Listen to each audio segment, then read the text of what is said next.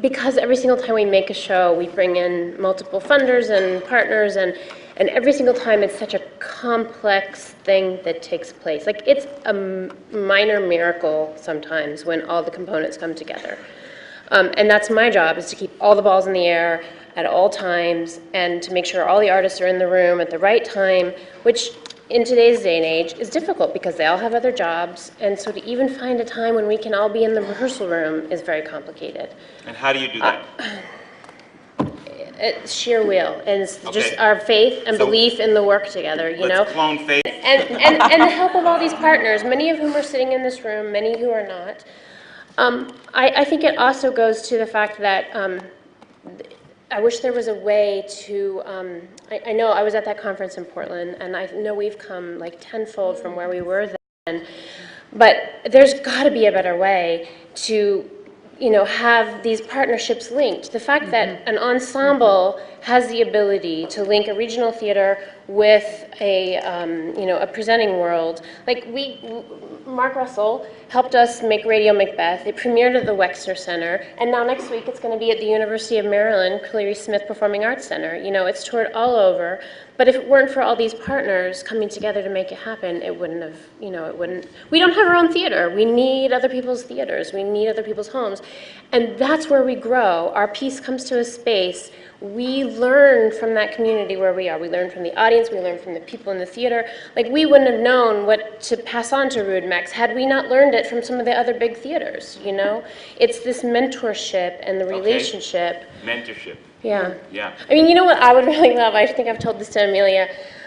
The whole New Generations program is great. What I would really love is I would love myself to have a mentorship with somebody in a bigger theater now. I'd love to be able to take time away from my day-to-day job running this crazy theater company and go learn from, you know, David Hawkinson at Steppenwolf or somebody just for like a moment in time. I think that there's a whole learning and there's sort of a whole ecology that can be passed on from like an arena stage that can teach something to, like, we learned a lot being here doing intimations for saxophone. I mean, that's where we're learning and that's where we're growing. So 18 years, right spot. I would jump on that too. I mean, with Red Moon, we were being presented by Steppenwolf and having an early partnership with them and a mentorship with them, later with the MCA, and now even, you know, with the Chicago Symphony Orchestra, as completely crazy as that sounds, as different as we are and as different as our missions are, the fact that we're finding partnership and the fact that we're learning from one another is a huge bright spot for us constantly. Yeah. I want to jump in and say, especially if there's anybody that feels like they don't have access. I remember feeling like, God, how do we ever, once we took Chuck Helm out to drinks or something, and we were like, Chuck, how the hell? Another bright spot, the Wexner Center. The Wexner Center, yeah. How do we get Chuck? And Chuck said, this is, I mean, really what we said is, how do we get our work out? How do we get to know people? And Chuck said, this is how you do it. You called me, and I came to dinner. And then you call the City Company, and then you call Mark Russell, you call. And so if people feel like, God, I don't have access to the people, like you just have to risk that reaching out. And 99% of the people I've met are so loving that they reach back, you know? It's available to you. Okay. Call the phone call. Two things. I guess that's because it's what I know. The sort of You are? Mayan under the radar.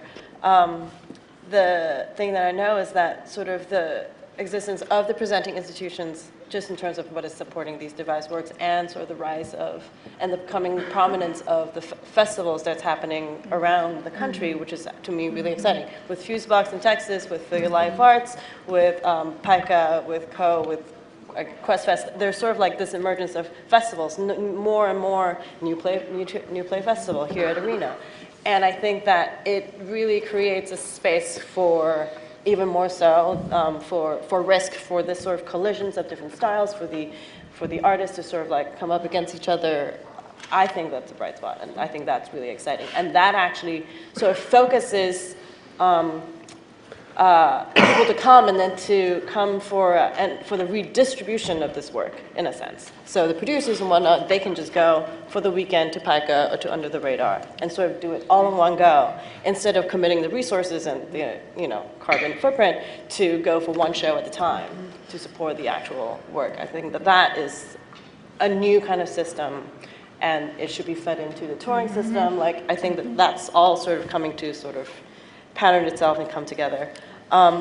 Another thing that I wanted to sort of bring up, because I love him and this institution also, well, two institutions. One, I think what Yale Rep did for Robert Woodruff in terms of what he's come out. Yale Rep, Yale Rep in terms of giving Robert Woodruff a home, and I think he's the best American director. I'm sorry, everybody else.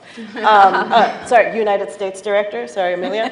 And I think that this idea of giving a director a home is actually not a very common thing in the U.S. theater. And he is brilliant, and I think that the support of not just playwrights, not just devised work, but directors or a resident master actor. That's a really interesting idea to me right now. And I think what Yale Rep is doing and what James Bundy and Jennifer is doing, providing this space, just, you have April, Woodruff, do whatever you want with it. I think that's really, really exciting.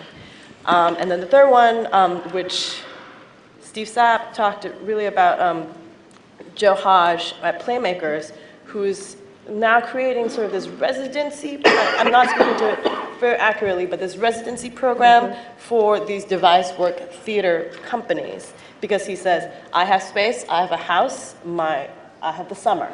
But his season cannot actually, he can't actually produce these works properly or present this because it's not part of the Playmakers' mission, but it's his passion vote. And he is supporting it and creating this space to do something like that just because it's his passion vote, and he found a way to sort of insert himself into the system to support this kind of devised work, and I think that's a bright spot. Does anyone here have history with creative capital? Yeah. Yeah. What about, how's that work? They're definite bright spots. Yeah. Yeah, why? What's working about that? They support, they're not project-based, so they support the whole artist or the whole collective as opposed to just supporting one project. And So what does that mean? What are the other kinds of support that come? So there's money toward, you apply with a project, right? you apply with a project, although there have been cases where people have changed their project mid-grant. They provide company infrastructure or artist infrastructure. They they provide, for your premiere, they add money to help presenters come see it so you can build relationships. But they'll also do things if whatever you need to make your career as stable as if you need to buy a house, if they'll have a coach work with you to here's how you go about getting health insurance. We talked to them a lot about getting health insurance. This was years before we could actually do it, but just helping you sustain your life as an artist. And the biggest difference to me with them that I said to them was that most other grants that I write, I try and write what we're doing in terms of their mission, and they were all about our mission. It was like, how can we serve your mission? We're all about you. They didn't want to talk about their mission, and so it seemed revolutionary to me. Instead of trying to say, I can show you so clearly with this rhetorical argument how we fit your mission, it was all like, what can we do to be Rude Mech-like? Okay. I mean, God forbid. You get invited to that, right? Now you You apply. You apply. So that's an application. Yeah. I'd like to say something about infrastructure because I think this is also really important and goes to the funding world. In the mid-90s, City Company was extremely scrappy. We didn't have a full-time manager. We were sort of managing ourselves from the dressing room, and that was very, very complicated. And we applied for a New England Foundation for the Arts grant, an NDP, and we received a grant to create a work, and part of that came with it was a little bit of money to hire a manager.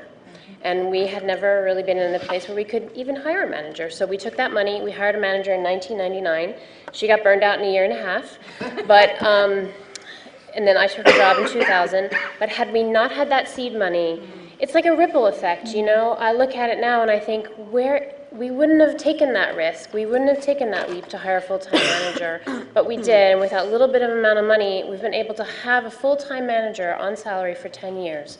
You know, and so I always think at the beginning of the fiscal year, it's like, it's my job to find my salary, and then the ripple effect begins, you know, as long as I'm in place to keep finding the money for the artists, to find the money to have the projects. But if it hadn't been for the belief, you know, at that initial grant that, you know, again, I don't remember, it was like $10,000 or $15,000. Right, and in the theater grants, we're also structuring them so the artists can say, that's what we need. need someone to manage us so the tour can happen. Yeah, but we even learned so much from that grant, just because along with that grant came, okay, you have some money to go into the rehearsal room, you can hire a manager, and then we're going to money to these touring hubs that then we built relationships with the Wexner, with the Walker, with the Cranert, and those relationships are 10 years plus have been established. So we've added the Walker and the Cranert Center to Yes. this list. And just to piggyback that, in terms of management, what we're doing with RootMex is, because the company is so big, to Los Angeles to develop a work is just crazy. So Los Angeles is really big too. There's a lot of people there, and it's crowded, it's apparently. very crowded, and you'd make it more crowded. So what we did was, because they had a track record, and because they have management producer in Tommy Krigsman, who runs a company called Archetype, who gives additional infrastructure, we said, we'll give you your commission, and you guys develop it at your home base. And it's much less expensive for us to go out and take, a couple, 3 of us out, and we see the work or whatever, and we are involved that way. And then we don't even need to premiere it. You can premiere it. We come out and see it, and that way it's done in the indigenous place where you guys create. And that's an interesting model, and but it's because there's additional infrastructure that also we trust and that we can feel like it's going to happen. And so that's... Yeah. Go ahead. A couple more small things. I think United States Artists, their fellowships. I think that new website that they have that enables so great. Fantastic. Like what it's going to do for single choreographer, dance companies, and ensemble companies that need to raise money for And what do they projects. do? We have 4 more days for our fundraising campaign right now. So why don't you tell what that site does and Okay. say how it works? Oh, great. You would do that better than us. So their ideal is to create a place for conversation between arts funders and artists.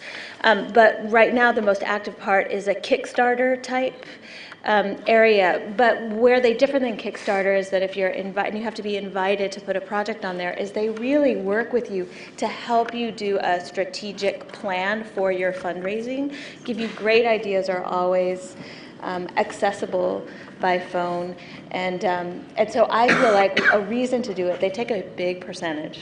They take a big cut, yeah. But I believe it's 19%.